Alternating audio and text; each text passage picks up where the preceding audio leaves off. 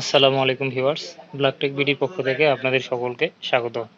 আজকের এই পর্বে আমি আপনাদের সামনে দেখাবো Epson EcoTank L4260 wifi printer. তো এই প্রিন্টারটি কিভাবে খুলতে হয় সে বিষয়টি আপনাদের দেখাবো। আর প্রিন্টারটি মূলত আসছে আমাদের নোজেল মিসিং নিয়ে। দেখেন এই যে নোজেল মিসিং, মূলত এই প্রবলেমগুলোর জন্যই আমার লেখাতে কাটা আসতো বা দাগ আসতো, অনেক সময় লেখা আসতো না। দেখেন এখানে ব্ল্যাকের নোজেল একেবারে নাই, সেজন্য নোজেলের রিপোর্টের নিচে যে আরও কিছু লেখা থাকে, ডকুমেন্ট টেক্সট থাকে, এগুলো নাই। এখানে ব্ল্যাঙ্ক পেজ বের হয়েছে। আর এখানে ইয়েলো কিছু নোজেল আসছে, ম্যাজেন্ডার কিছু আসছে, সায়ানো একেবারে নাই। তো আমি যদি ইয়েলো কিছু প্রিন্ট দিই, দেখা যাচ্ছে আমার ইয়েলো কালার কিন্তু আসবে, কারণ ইয়েলোর অধিকাংশ নোজেল আছে, কিন্তু ব্ল্যাকের নাই, সায়ানের নাই, ম্যাজেন্ডারও অর্ধেক নাই। তো ভিউয়ার্স, প্রথমে আপনার এই প্রিন্টারটি খোলা জানতে হবে। তো এই প্রিন্টারটি যদি আপনি খোলা জানতে পারেন, তাহলে আপনি এখান থেকে সহজেই হেডটি রিমুভ করতে পারবেন এবং হেডটিকে পরবর্তীতে মিস্টার ব্রাশু বা অন্য এ জাতীয় যে গ্লাস ক্লিনার আছে সেগুলো দিয়ে পাঞ্চ করলেই আপনার নোজেল ক্লিয়ার হওয়ার সম্ভাবনা আছে। তো প্রিন্টারটি দেখেন, এই যে এই স্ক্রুগুলো যদি খুলে নেই, এই স্ক্রুগুলো খুললে প্যানেল বোর্ডটিকে আলাদা করা যাবে। প্যানেল বোর্ডটিকে আলাদা করার পর এই সাইড থেকে দেখেন এই স্ক্রুটি খুলতে হবে। তারপর প্রিন্টারটিকে মেইনটেনেন্স বক্সটি খুলে প্রিন্টারটিকে একবারে আমি উপরের পার্টটি আলাদা করে নিব। এই কোণে আমার মেইনটেনেন্স বক্স থাকে, কর্নারে যে স্ক্রুটা দেখতে পাচ্ছেন এখানে। তো ভিউয়ার্স, আপনারা এখন দেখুন আমি প্রিন্টারটি কিভাবে খুলি। তো তার আগে আপনাদের আবারও বিষয়টা ক্লিয়ার করি। আমার মূলত প্রবলেম আসছে এই যে নোজেল মিসিং এই সমস্যা নিয়ে। তো এটা আমরা অধিকাংশ সময় খোলার প্রয়োজন পড়ে না। এই ধরনের সমস্যা আসলে আপনারা প্রিন্টারের ড্রাইভার থেকে হেড ক্লিন দিবেন বা পাওয়ার ক্লিনিং দিয়ে দিলেই কাজ হয়ে যায়। তো আমার এটা পাওয়ার ক্লিনিং দিলেও কাস্টমার কমপ্লেন হচ্ছে যে কিছু পেজ প্রিন্ট করার পর আবারও সমস্যা হয়।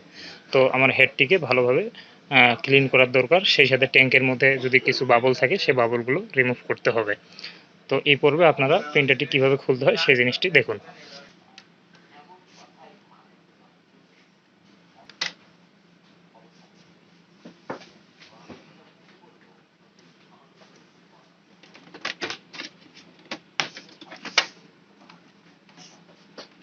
আমি প্রথমে এই স্ক্যানারটি আলাদা করে নিলাম। তো এটা যদি আমি খুলে নিই, আমার প্যানেল বোর্ডটি কিন্তু খুব সহজেই আলাদা হয়ে যাবে।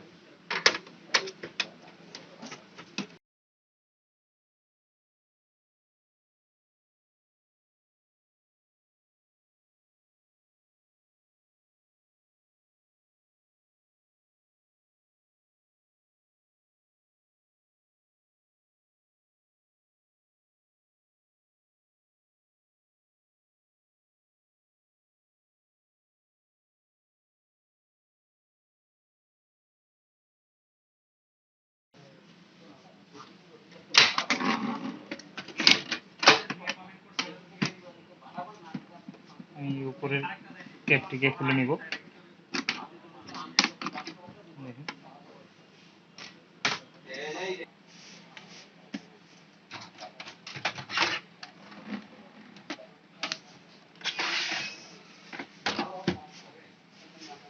আমার এখানে একটি স্ক্রু আছে,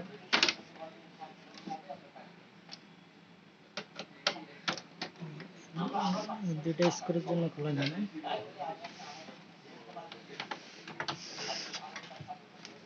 মূলত আপনার প্যানেলের বোর্ডটি না খুললেও চলতো, আমার সাইডের কাভারগুলো খুললেই হবে। তো আমি একই সাথে প্রিন্টারের প্যানেল বোর্ডটিও কীভাবে খুলতে হয় সেটাও দেখানোর জন্য সেটা করলাম।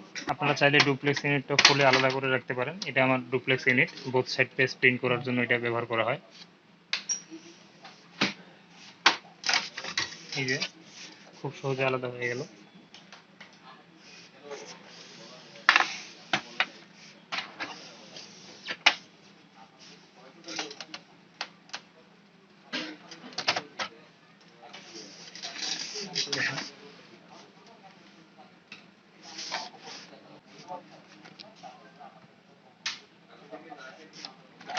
এটা আমার মেইনটেনেন্স বক্স, প্রতিটা প্রিন্টারের সাথে থাকে। তো আপনার এটাতে যেহেতু চিপ ছাড়াই, এখানে মেমোরি চিপ নাই, সুতরাং আপনাদের প্রিন্টারে যদি কখনো ডিসপ্লেতে মেসেজ শো করে যে সার্ভিস লাইভ এরর বা সার্ভিস রিকোয়ার্ড, তখন আপনারা যে কোনো সফটওয়্যার রিসেট দিয়ে প্রিন্টারটা চালু করতে পারবেন। আর এটা এই ফর্মটা যদি ধুয়ে পরিষ্কার করে আবার লাগান, সেক্ষেত্রে কাজ করবে। যেহেতু আপনার এটা মেমোরি চিপ নাই, সেহেতু এটা আপনারা সার্ভিস করে চালাতে পারবেন।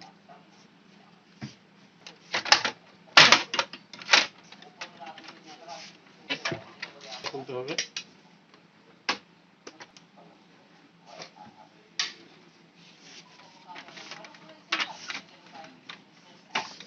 এই যে আমার স্ক্রুটা খুলে আলাদা করলাম। এখন সবচেয়ে ইম্পর্টেন্ট বিষয় ভিউয়ার্স, দেখেন এটা যদি এইভাবে থাকে, আপনার এইখানে একটা স্ক্রু আছে, দেখেন এটার সাথে লকের একটা স্ক্রু আছে। এই স্ক্রুটা খুললে আমার এই কাভারটা আলাদা হবে। এই যে মাঝখানে যে অংশটা, এটা আলাদা হবে।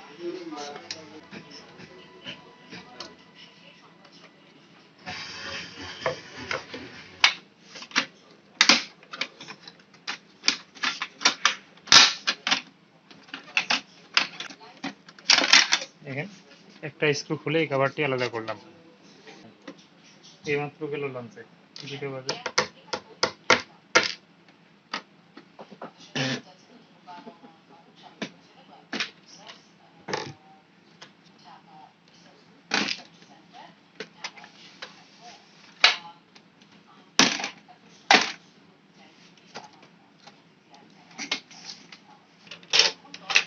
এই যে এইভাবে বসানো থাকে। আপনার এখানে দেখেন যে এই যে এখানে যে স্ক্রুটা, এই যে এই লোকটাতে যে স্ক্রুটা থাকে, একটা স্ক্রু থাকবে। এই স্ক্রুটা খোলার পর এটা একটু কষ্ট মনে হবে, এটা যদি একটু সাইড থেকে অ্যাঙ্গেল দিয়ে টান দিয়ে দেন, এটা সহজে খুলবে। এটা খোলার পরে আপনার যে স্ক্যানারের অংশটুকু আছে, স্ক্যানারের অংশটুকু খোলার জন্য এই যে এখানকার 2টা স্ক্রু খুললে আপনার এই স্ক্যানারের অংশটি আলাদা হবে। তো আলাদা হয়ে গেছে। এখন যদি আমি যে এই বাম পাশের গিয়ারটিকে ঘুরাই, তাহলে আমার লকটি দেখেন, এই লকটি কিন্তু নিচের দিকে নেমে যাবে। তখন আপনি হেডটা মাঝখানে নিয়ে আসবেন।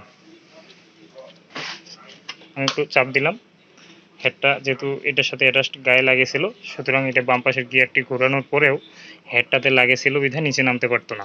তো নিচে নামে গেল এই লকটি নামে গেল। এখন আমি হেডটিকে মাঝখানে নিয়ে আসলাম। দেখেন এই মাঝখানে নিয়ে আসছি। এখন যদি এই স্ক্রুটা খুলি, এই স্ক্রুটা খুলে আমি হেডগুলোকে সার্ভিস করতে পারবো।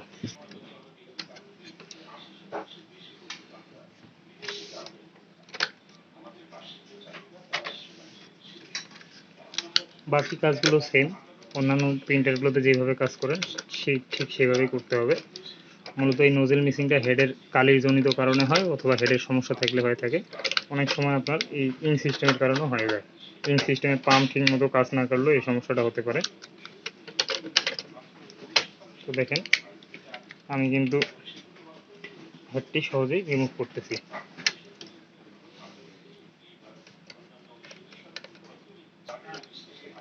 দেখেন এখানে 2টি লক আছে, এই লকটিকে সরাই দিলে এটা উপরে উঠে যাবে।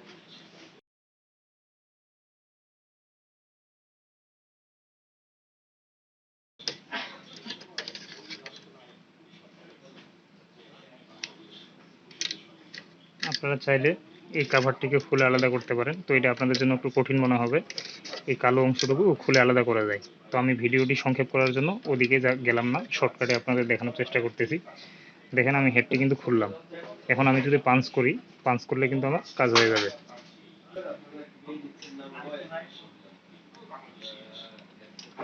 পাঞ্চ করার সময় এমনভাবে লক্ষ্য রাখবেন যেন কোনোভাবেই এই কন্ট্যাক্টগুলোতে পানি না যায় কিংবা কালি না পড়ে। এই কেবলের কন্ট্যাক্টগুলোতে যদি কালি পড়ে তাহলে কিন্তু হেডটি পুড়ে যাবে, সেই সাথে মাদারবোর্ডটির ফিউজ কেটে যাবে, অথবা মাদারবোর্ডটি নো পাওয়ারও হয়ে যেতে পারে। তো আমি একে একে সবগুলো এইভাবে পাঞ্চ করে নিব। অন্য একটি পর্বে আমি দেখাবো কিভাবে এই প্রিন্টারটি আবার লাগানো যায়। তো আমি আপনাদের এখন খোলানোটা দেখালাম, অন্য একটি ভিডিওতে আপনাদের প্রিন্টারটি লাগানো দেখাবো। তো আমি এখন সবগুলোতেই পাঞ্চ করে তারপর একটা পাওয়ার ক্লিনিং কিংবা হেড ক্লিন দিব প্রিন্টার ড্রাইভার থেকে। তাহলে আমার সমস্যার সমাধান হবে আশা করি।